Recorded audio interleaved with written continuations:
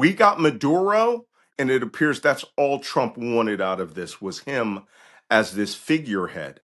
Drugs are still going to flow out of Venezuela to Mexico, to Spain, because they don't come to the United States. And nothing is going to change for the Venezuelan people unless these people decide to relinquish power.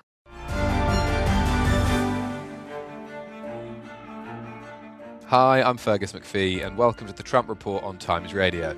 This is our first episode of 2026, and we are recording unusually on a Saturday, which will become clear very, very soon why. Joining me today is Malcolm Nance, former US Navy's intelligence. Malcolm, thank you so much for coming on the show. I'm not sure it's my pleasure, but it's nice that we can have this chat. It's very nice we can have this chat. And the reason you are joining us, I'm sure everyone will know by now, is that we are talking today after overnight last night, the US hit the Venezuelan capital, Caracas, with a handful of strikes. And the US says it's captured the country's president, Nicolas Maduro, and his wife, Celia Flores. Attorney General Pam Bondi says he's been indicted in New York on drug weapons and narco-terrorism charges. Trump has actually just spoken. He spoke about an hour ago, and he says that Maduro is currently on a ship on the way to New York. There's so much to unpack, and we will try and do so in our conversation. But you've been saying on this show for quite a few months now, the last few months of 2025, that US action in Venezuela could lead to sort of more direct military intervention. And I guess you've been proved right this morning. Well, unfortunately, all the signs have been here since I think we first spoke about this in September. And the signs were out there that the United States was going to perform some form of military operation. All the U.S. military forces missed Thanksgiving, missed Christmas, missed New Year's. So it was all culminating into an operation that apparently unfolded very much earlier this morning. I got notice at 2 in the morning when I usually get up to write at 3:30, but I got up at 2 for a moment, checked the news, and the first strikes were hitting the city at that point.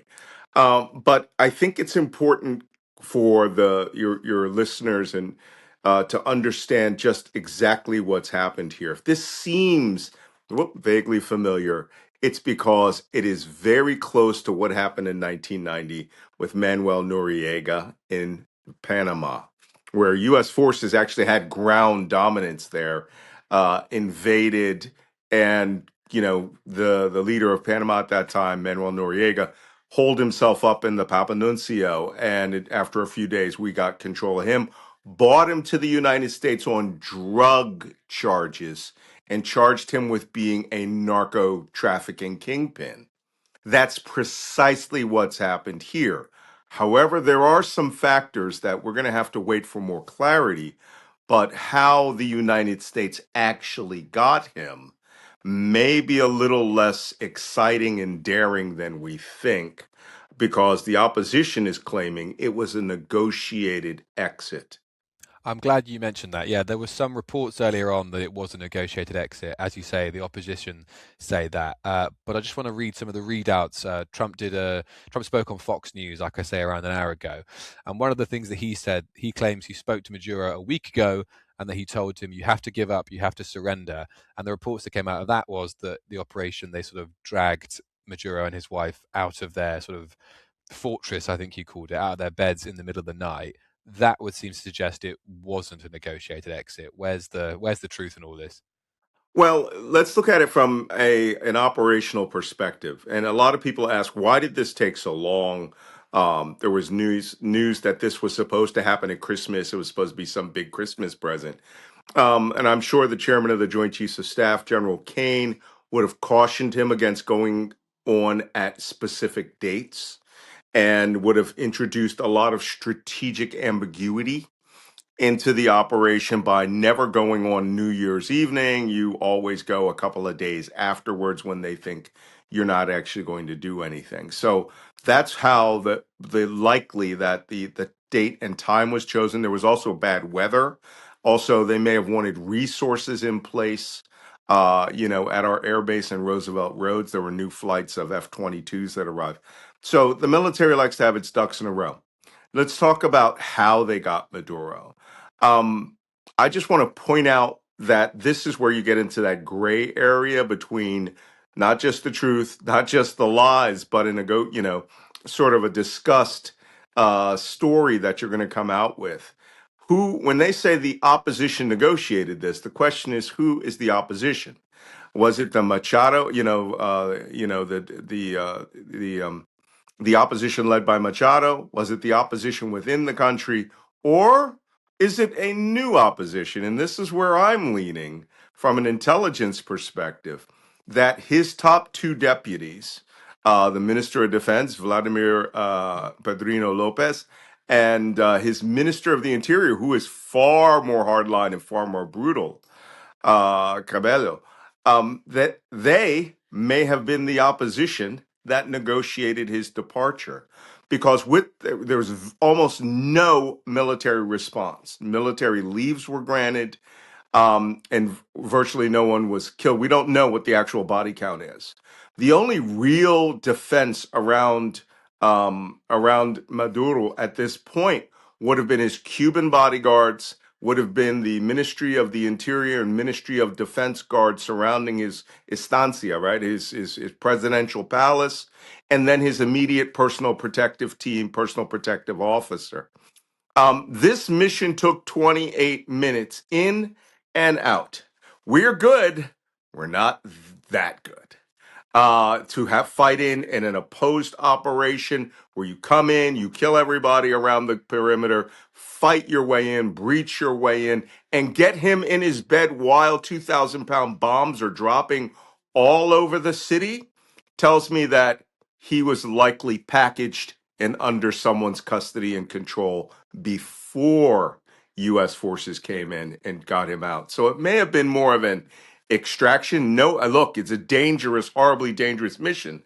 Flying into a country in the middle of the night while bombs are dropping, that kind of coordination is hard. But whether we actually beat down the doors and dragged him out of bed, I find that very hard to believe. So, you saying from your intelligence experience, an operation like this would have had to involve some collusion? Well, this is what the Central Intelligence Agency and other, diplomatic spheres are for, is to see is there a way that we can actually negotiate him out of power? And this is something that I think a lot of people don't know. Prior to the run up of the invasion of Iraq in 2003, the United States bought virtually every general in the Iraqi army. I mean, over 20 divisions of Iraqi forces never went to work because we bought them out. We told everybody we would pay them, and they were told to walk home, go home. Only the hardcore regime forces of the Republican Guards fought us, and the only real big battle outside of south of north of Nasiriyah was at Baghdad Airport, right at the door of the regime. So we do this as a matter of course, where we'll text you and say, "Hey, $50 million if you click this link." There's a lot of people that will click that link if they have the power and authority to do it. Also, I want to point something out. We did not conduct a regime change operation. We conducted a leadership change operation. The Minister of Defense, the Vice President, the Minister of the Interior, like I said, it was the hardest of hardliners. They are all in power and they have control of the government right now. So we got Maduro, and it appears that's all Trump wanted out of this was him as this figurehead. Drugs are still going to flow out of Venezuela to Mexico, to Spain, because they don't come to the United States. And nothing is going to change for the Venezuelan people unless these people decide to relinquish power. And in terms of relinquishing power, we know that Venezuela, of course, does have an opposition leader ready to go in Maria Corina Machado, who, of course, won the Nobel Peace Prize this year. But during that address with Fox News, asked on if he'll support her, Trump was just sort of saying, "We're going to have a look at that right now." Are you saying it's not as simple of it's not as simple as just putting her into power now? If we didn't decapitate the government, what we did is we removed one individual and his wife. And granted, his wife was a lawyer who was very close to the Chavez regime in the past, and married him, Soria Flores. That's one thing. They were not all the power of Venezuela. They were the individuals in power in Venezuela. There is an armed forces that still exist. Who will they side with in the not in the morning now? Some people did show up out in the streets, but some of the state controllers, right, thugs, came out and were shooting at people that were celebrating. The question is, will we have a will the Chavistas, who will now become Lopezistas, or will they now become Caballistas? And will they maintain power and negotiate with the United States? Will they allow Machado in? Maybe she arrives back in and she's dead the next morning. This is fraught. But the only thing that the United States seemed to have gotten out of it is they wanted the individual, not the country. Do you think Donald Trump has any interest in being involved with that going forward, or was it very much a one and done situation? Well, I'm sure he's getting a lot of advice, but I do a podcast with people that worked with him every day, and he is very narrow-minded. He has a simplistic view of the world. I don't know how he can get any of the assets of the oil companies back if everyone is still in power.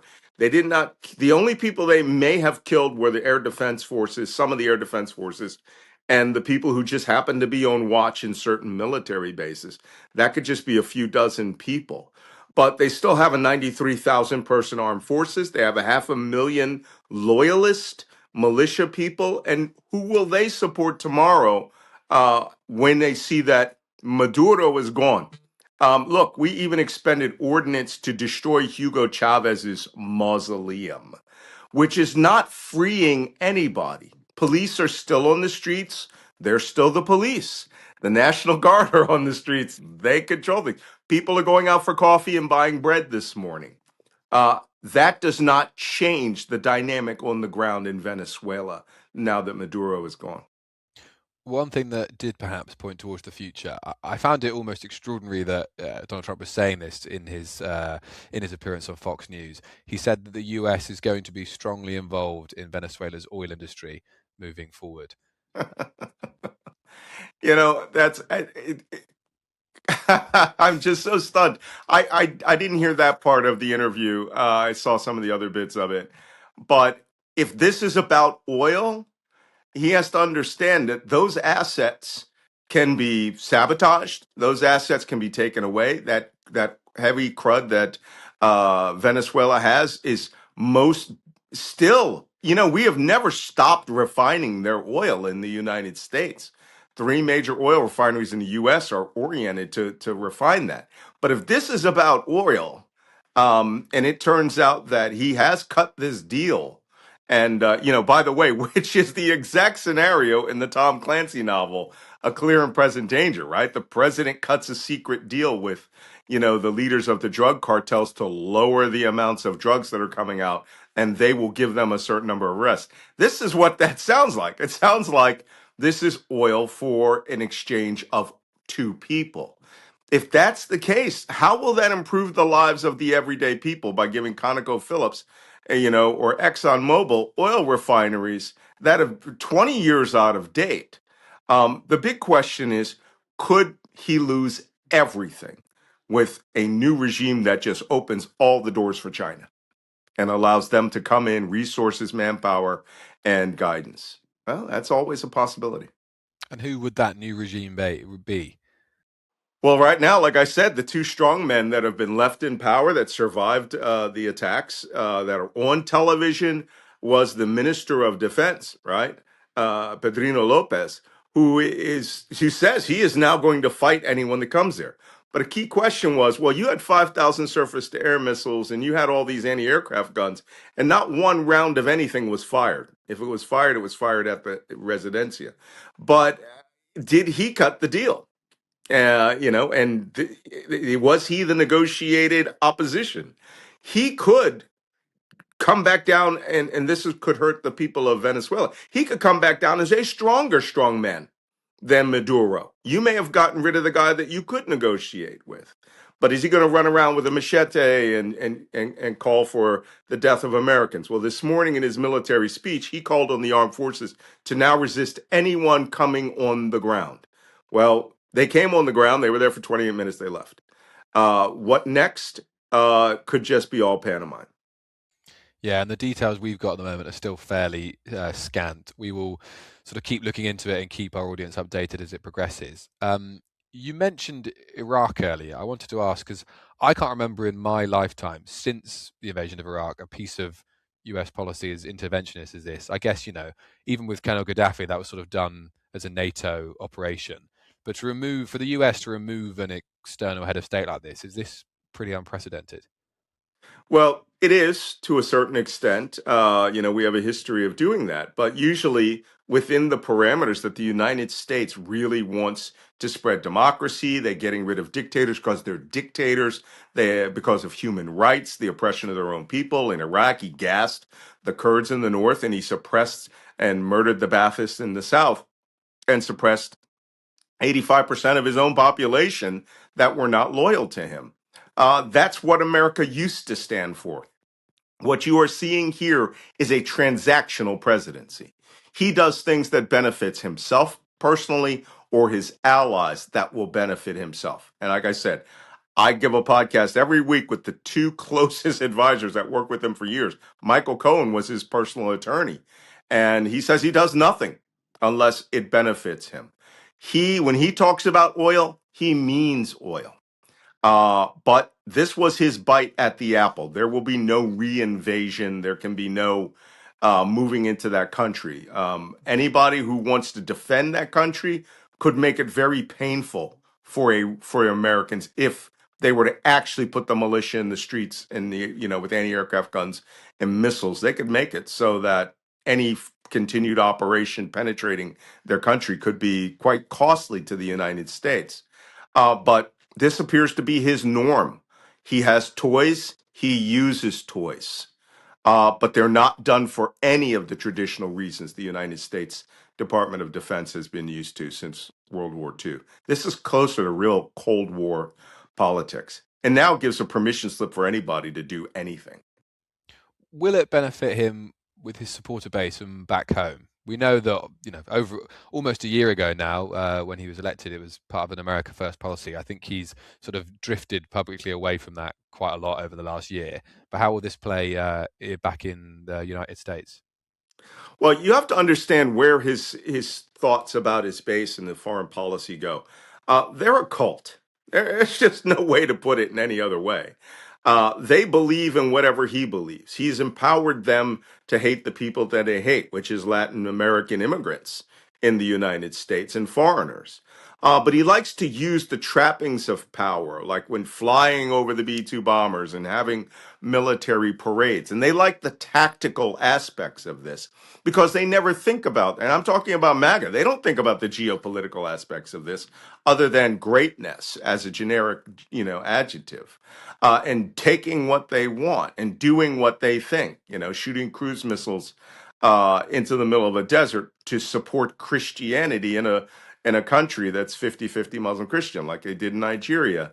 It's I call it magatainment, and looks great on television. I'm sure body camera footage. Some combat cameraman went with them and has the footage of a very short gun battle, and then they go back and they fly out with no casualties. Well, there are some casualties, but no deaths, and that works great for his base. But they are amnesic in the sense that he said no wars.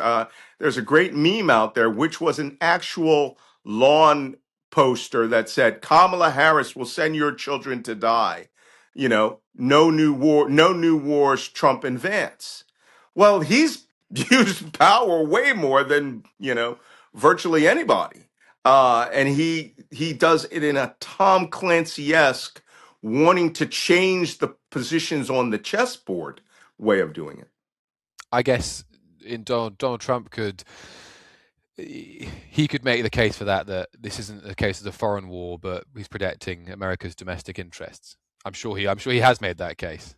Well, let me make one comment about that because remember, this supposedly was about drugs, Exactly. right? This was the kinetic version of, the book, the Clear and Present Danger. Instead of shooting down airplanes, they were sinking boats and going after a sole individual person. I mean, literally, the policy comes from a Tom Clancy novel. That being said, we saw the charges that Maduro being brought up on are narco trafficking. But there are two charges in there that are the use of the unauthorized use of a machine gun or weapon of mass destruction, which wasn't because he had a machine gun on him when he was on the U.S. helicopter or when he landed in New York. They are classifying any amount of drugs as a weapon system that has been launched and deployed at the American public.